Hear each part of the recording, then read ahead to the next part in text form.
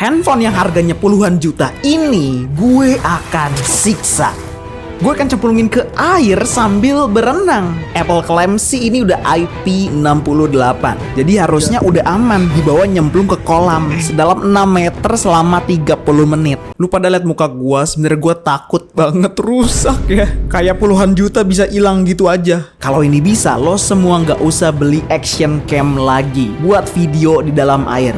Apakah bisa? Sebelum gue ceburin, gue akan tes fitur warna lock nya. Warna yang biasanya ada di kamera profesional. Apakah ini cuma gimmick Apple atau beneran lock to yang warnanya flat kayak gini, kayak kamera profesional. Dan kalau kalian nonton musik video Tensi yang Magiku Hibiniu itu banyak yang pakai footage 120 fps. Nah, handphone ini juga bisa buat video 4K 120 fps.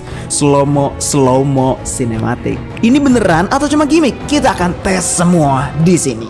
Gue pengen ngetes nih fiturnya iPhone ya, yang lock to sama lock one, dan juga fitur yang 4K 120 fps, dan satu lagi itu fiturnya yang anti air ya. Ya kan katanya ini anti air banget. Sebenarnya sama sih dari iPhone sebelumnya udah anti air, cuman gue pengen ngecek lebih langsung, kita ceburin langsung ya, kita siksa. Enak banget ya ngomongnya ya, kayak nggak ada beban gitu kalau misalkan puluhan juta tiba-tiba hilang gitu aja. Gue ngetesnya itu di kolam renang. Jadi kan kalau di apartemen sini ada tiga tempat ya. Tapi gue pengen ambil yang sebelah sana, yang dimana di sana itu nanti tempatnya lebih clear ya. Jadi saat kita ngerekam di bawah air ya, itu bisa lebih GG ya. Nih, di sini ya kita bakalan meloncat dan akan mencoba menceburkan handphone ini ya. Kita simpel-simpel aja ya. Simpel-simpel tapi menyiksa ya. Menyiksa handphone ini. Pertama, Apple Lock 2 dulu nih ya. Jadi seperti biasa, gue akan pakai aplikasi Blackmagic Cam ya, karena di sini emang lengkap banget. Jadi saat gue pengen ganti ini ke 120, coba deketin 120 nih ya, langsung ada di sini. Shutternya juga udah ada langsung di sini ya. Jadi nanti saat gue bikin slow motion, cakep bro, gitu. Dan satu lagi, tadi gue pengen ngetes ini Apple Lock 1 ya, sama Apple Lock 2. Dan kalau di outdoor kayak gini pakai Apple Lock pasti overexposure atau keterangan. Jadi wajib banget nih pakai kacamata hitam handphone ya.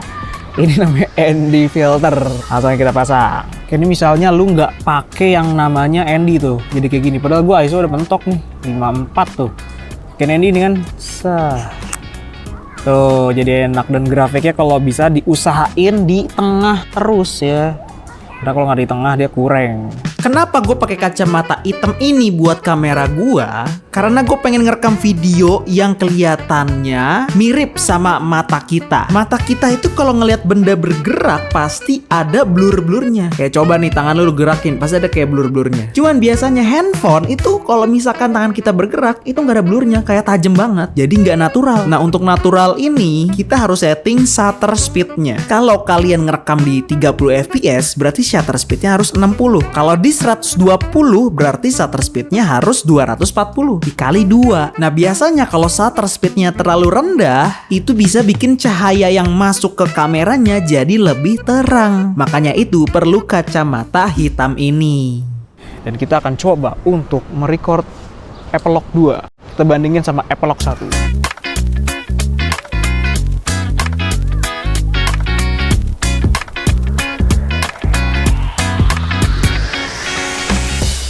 Gue udah dapat footage-nya di sini.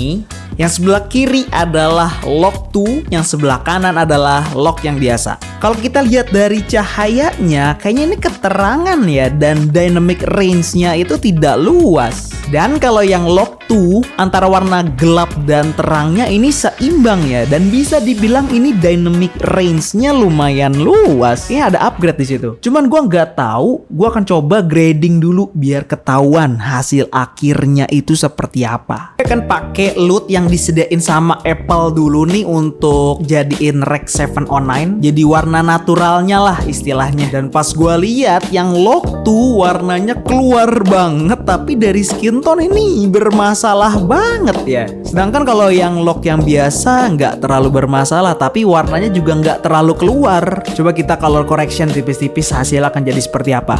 Ini hasil color correction dari lock yang biasa. Yap, warnanya masih bagus, cuman ada satu hal yang tetap bikin lock 2 itu jadi lebih bagus, yaitu dynamic range. Jujur kalau di lock 2 ini lebih gampang gradingnya karena warnanya udah langsung keluar sendiri. Dan kalau mau naikin warnanya itu bebas dan panjang banget. Beda sama lock 1. Gak terlalu beda jauh, tapi lebih maksimal yang lock 2. Menarik. Oke, gue akan loncat. Di tes kamera 120 fps ini, gue akan pakai 3 lensa. Yang pertama gue pakai lensa wide dulu supaya nanti pas loncat keseluruhannya bisa kelihatan semua. Terus yang kedua, gue akan pakai lensa utama nih, main kameranya. Jadi dari yang wide ke sedang. Dan yang terakhir, gue akan pakai lensa tele biar kelihatan nih lebih dekat. Karena nih handphonenya akan sedikit gue ceburin, jadi gue nggak pakai ND filter. Otomatis cahayanya akan keterangan. Jadi gue akan besarkan shutternya supaya cahayanya nggak keterangan. Oke, gue akan loncat. Okay, let's go.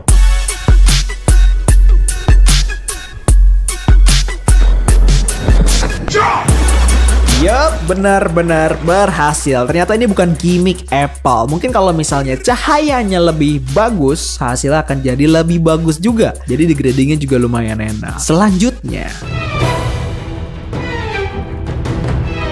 yap, ini yang ditunggu-tunggu. Tapi sebenarnya gue takut banget handphone ini rusak ya. Gue coba prepare segalanya biar sekali tag doang, karena gue takut banget rusak. Dan ya, langsung aja. Tapi sebelum itu gue pengen kasih lo tips kalau lagi teleponan di pinggir kolam. Misalnya lu lagi teleponan di pinggir kolam, tiba-tiba handphone lu kecemplung. Hal pertama yang lu harus lakuin adalah lanjutin lah. Udah tahu handphone udah IP68, masa masih dipakai darat? Ceburin lah teleponan di air, lebih seru. Gue berenang sekitar beberapa menit lah, lumayan lama. Dan gue sampai jatuhin handphonenya ke bawah air juga. Kayak gue tenggelamin, dan itu nggak masalah.